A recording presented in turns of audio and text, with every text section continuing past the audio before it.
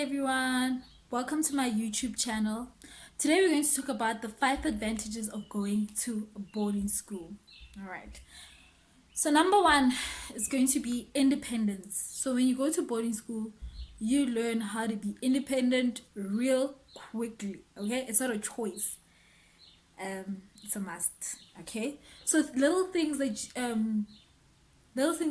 your parents used to do for you at home, like now you have to do them yourself, like clean up after yourself, make sure that your clothes go to the laundry, make your lunch, and like small things that your mom would usually do for you at home. Those are things that you have to do for yourself in boarding school, and you learn pretty quickly. And when I talk about quickly, I talk about if you got there on a Sunday, Monday morning, you will learn, you will know how to do those things whether you like it or not.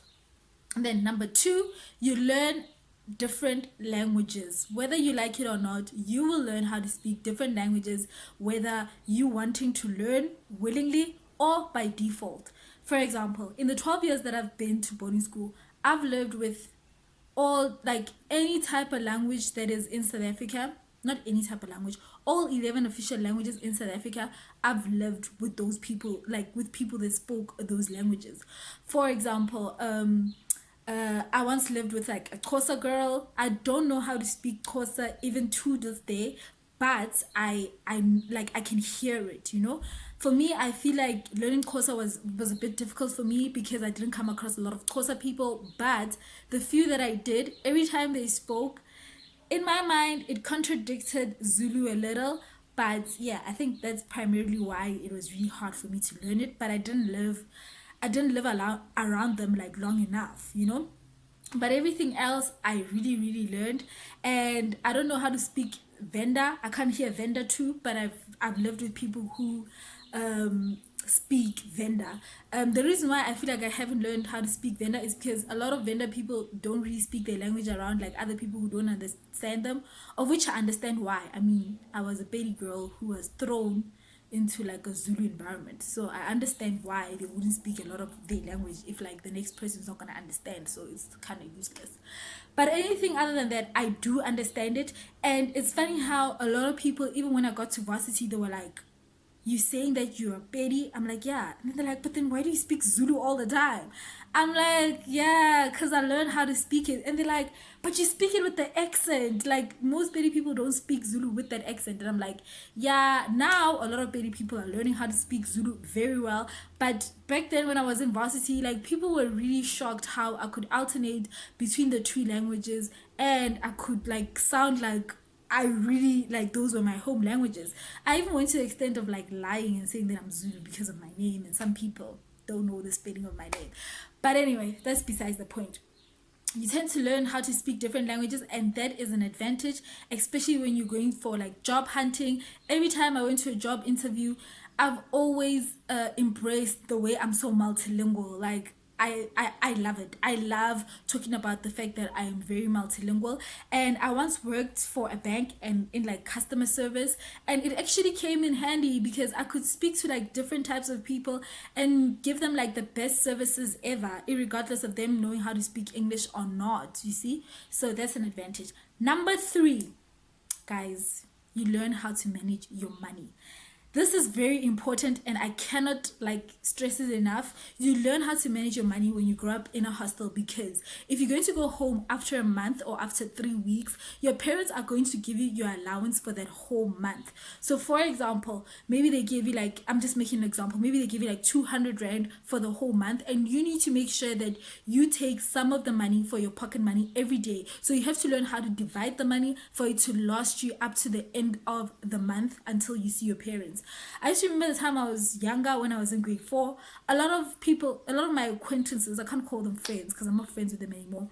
A lot of my acquaintances would say to me, Pumi, when I own a man, like, as in like, you have a lot of money in Zulu. And I'd go like, no, I don't. They're like, yeah, you have a lot of money. I'm like, no, I don't have a lot of money, because this is the only money I get from my parents for the whole month, whereas you get like money every day and you don't have to like budget for like the whole month. And that's something that I'm still going to do with my future children. I want them to learn how to manage their money at a very early age, because I feel like it's really good for somebody, especially when they get to varsity, you see. So, and every time I would call home and go like, Mama, my money is done, my mom would go like, okay, you have to wait until you come home. And she told me from an early age that, for example, she works for the Department of Education. She'd go like, every time I get my salary from the Department of Education and it runs out in the middle of the month, I can't call them and go like, hey, by the way, my salary is done, so can I have more? So because of that, you are also not going to get more money. You have to learn how to manage your money. And from then, I've never asked for my mom for money. Every time I wasted it. Okay, so the fourth one will be, you learn how to be a good judge of character. So when you're in boarding school, there's a lot of backstabbing. You start to realize that not everybody who says that they're your friends are really friends. Usually they use you for things that, for things basically. I used to have people when I was younger that used to use me for food. They'd be kind to me every time they wanted like food or snacks, but other than that, they wouldn't be the best people. Like they wouldn't be kind to me. So from an early age, you tend to learn this person is here to use me and this person is here to stay, and that is very, very good, because when you get into the work field, like you start realizing that there's always those people who you earn the same as them, but they're always broke. Like they're always asking money from you, as if like nje, when are we ATM? So it makes you realize really quickly that people will use you for things that they want and they don't care about your feelings. So you get to learn, you get to learn like who's here to stay and who's just here for the benefits at a very early age. And then our last one, the fifth one, will be, you have to do, you have to teach yourself everything that most people are taught by their parents. You have to teach yourself. For example, there was nobody there to teach me how to read. It was either I learn in class when the teacher's teaching, or after school I go to study and I try to read on my own. Nobody is there to help you. No one. They may try to help you, but really it really happens where people are going to teach you stuff. You have to learn like small things. You have to learn how to, like you have to teach yourself how to do your hair. I taught myself how to do my hair.